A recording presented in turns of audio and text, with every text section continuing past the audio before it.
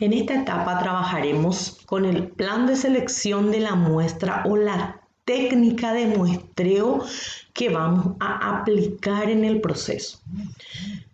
Tenemos muestreo probabilístico versus muestreo no probabilístico. Dependiendo del área de estudio, del tipo de análisis, podemos optar por ambas posibilidades, por cualquiera de ellas más bien. Tipos de muestreo. Muestreo probabilístico. Es un muestreo al azar, es aleatorio. Se conoce la probabilidad de selección de la unidad de análisis y el margen del error a usarse. Muestreo no probabilístico. No se conoce la probabilidad de selección de la unidad de análisis, por lo tanto, no permite realizar inferencias para la población bajo investigación. Cuando hablamos de muestreo, podemos clasificarlo de la siguiente manera. Muestreo probabilístico.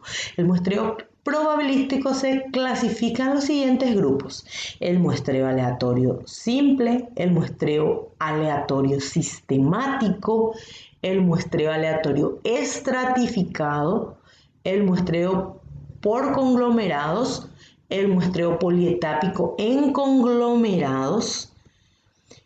Cuando hablamos de muestreos no probabilísticos, podemos mencionar muestreos por juicio, por cuota, muestreo por conveniencia, muestreo por voluntarios y la bola de nieve.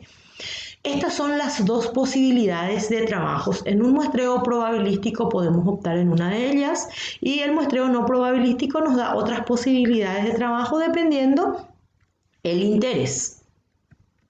Muestreo probabilístico. Vamos a abocarnos de lleno al muestreo probabilístico para poder utilizarlo como herramienta en la introducción de inferencia estadística. Muestreo probabilístico. El primero es el muestreo aleatorio simple.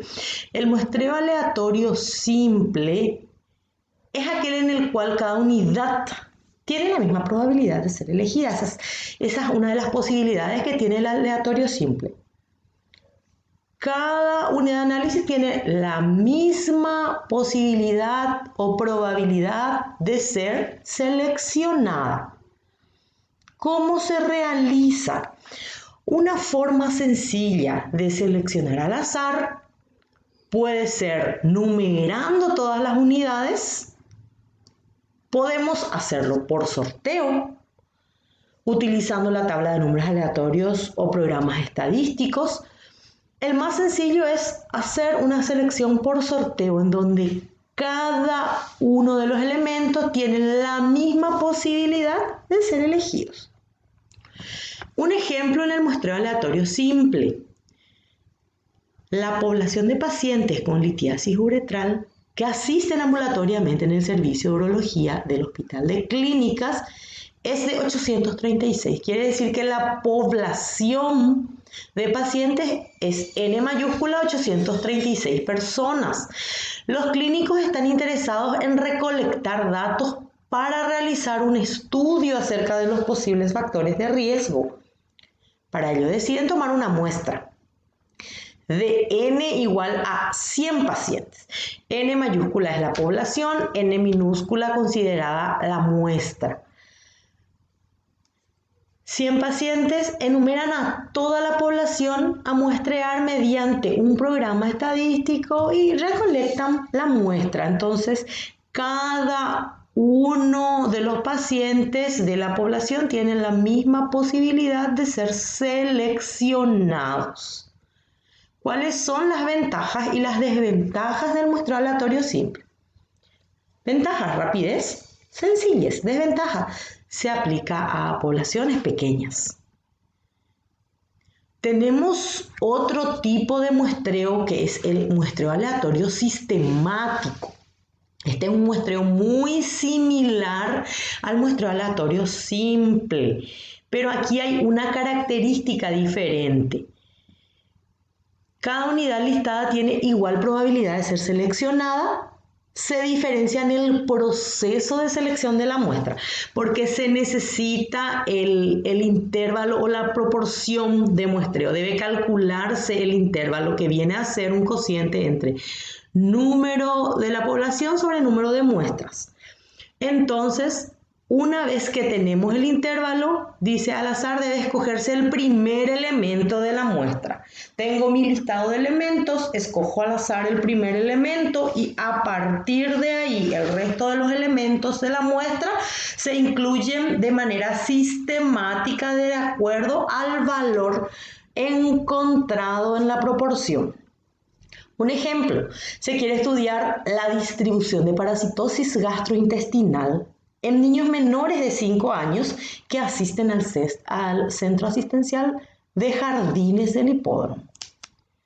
Sabiendo que hay 2.300 niños, población, se quiere muestrear a 100 de ellos, que es N minúscula nuestra muestra. Entonces se calcula el intervalo de muestreo. Tenemos 2.300 niños y queremos una muestra de 100. Entonces vamos a seleccionar la muestra de nuestro listado en un intervalo de cada 23. Entonces se elige el primero al azar por sorteo y cae el número 12. El niño que está en la lista número 12 y a partir de allí se empieza a seleccionar los demás siguiendo el intervalo. Como encontramos un intervalo de muestreo de cada 23, el primer niño es el que está en el lugar 12, el segundo niño es el que está en el lugar 35, el tercer niño es el que está en el lugar 58, el cuarto niño es el que está en el lugar 81. Se van seleccionando de los 2.300 niños, se van seleccionando 100 niños siguiendo el proceso.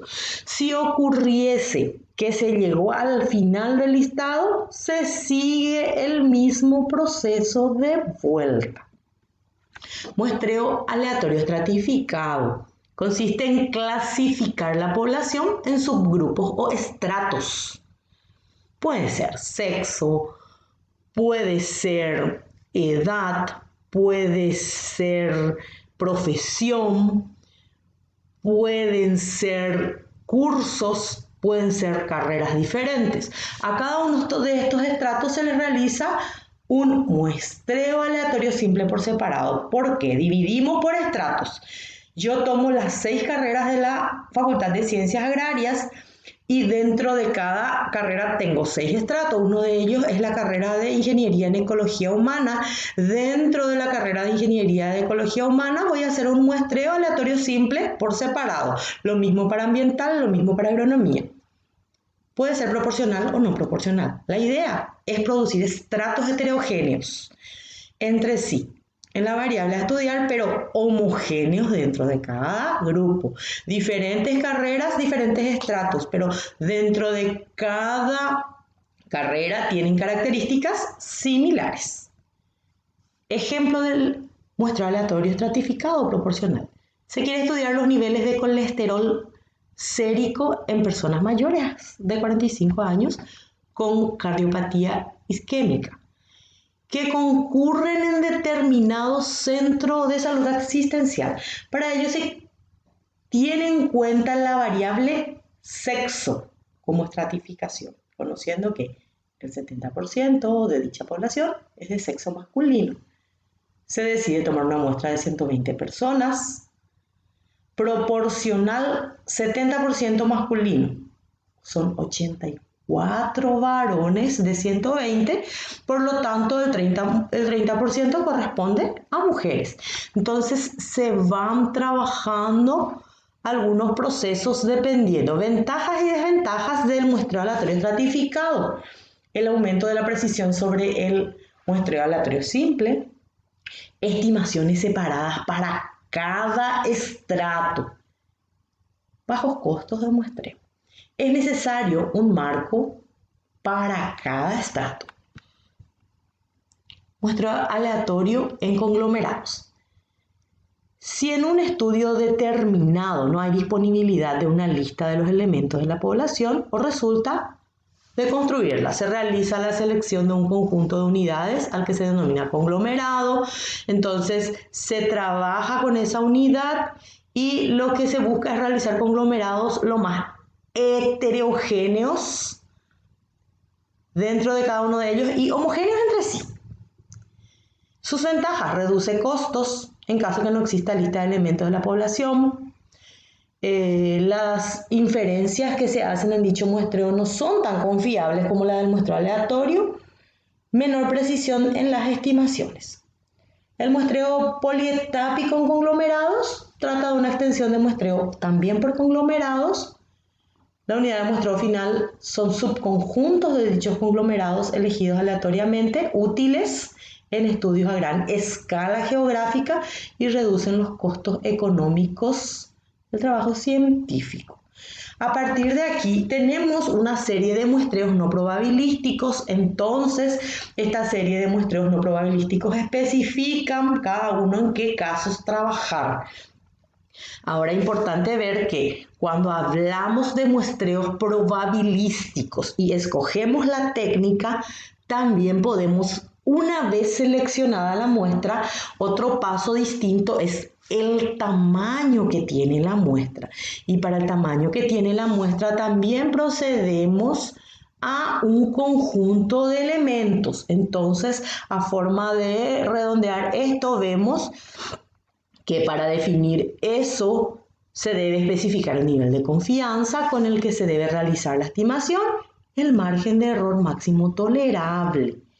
Entonces se busca que esa muestra sea representativa y las estimaciones sean consistentes. Para ello existen cálculos que pueden realizarse en donde mi muestreo es probabilístico, entonces yo puedo definir el tamaño de la muestra aplicando algunas técnicas. Entonces se proporcionan algunos elementos que pueden ser trabajados a futuro.